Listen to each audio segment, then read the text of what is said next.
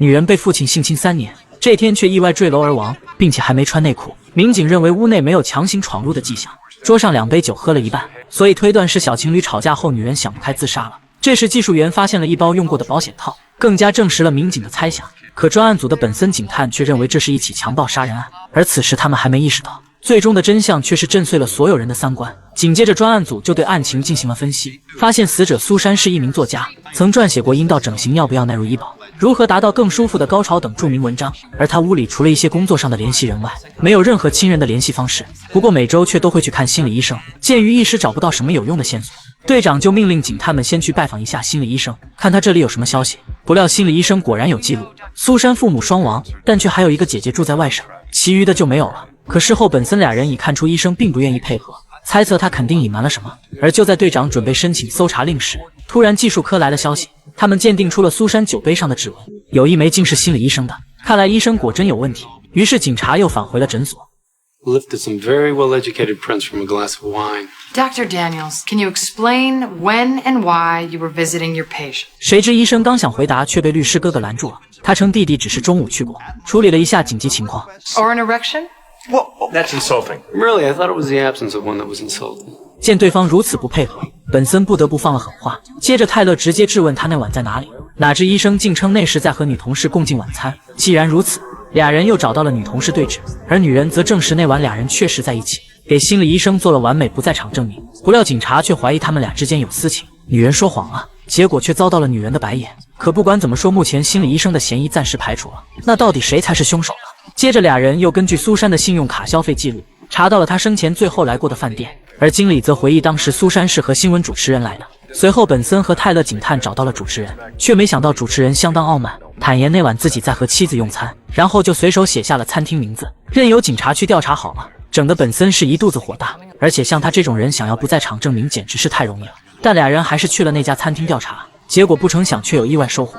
据服务员小哥描述，前几天主持人和苏珊一起来过，当时苏珊一直趴在他的肩膀上哭，一看就是担心被抛弃的样子。这下真面目被揭穿了，主持人再也不装了，但却狡辩刚才是因为被苏珊死亡的消息惊到了，所以才谨言慎行。Being discreet and lying to the police are two different animals. 随后本森让他老实交代。I was safe, exactly what she needed. I called her often and I returned her calls promptly. What happened the last time you saw her? She called me up crying. I asked her if she wanted to meet for a drink. I had some time before dinner. As soon as I sat down at the table, she told me that she had been sleeping with her psychiatrist. It had been going on intensely for a couple of... 果然那个心理医生有问题。可当泰勒希望主持人出庭作证时，主持人却果断拒绝了，因为他说的话非常有公信力，即使小事也会变成大事的。没办法，警方只能又来质问医生了。这下医生只能老实交代了。他称苏珊12岁时就被父亲强暴，直到高中毕业后马上离家出走。他显现出了儿童性虐待的典型迹象，并且到处勾引人。而泰勒想知道他的具体性经验。Well, it was anonymous and joyless with her. She would take any man on the block, as long as she picked him before he decided on her. She had a history of deranged lovers. Any one of whom could have killed her. 本森对此不置可否，因为苏珊的最后一位情人就是医生，可医生却称自己深爱着她，根本不会杀了苏珊。而就在案件陷入僵局之际，苏珊的姐姐接到通知赶了过来，却不料姐姐对妹妹的死竟是相当冷漠，因为他们已经20年没见了。随后签完尸体认领书就头也不回地离开了。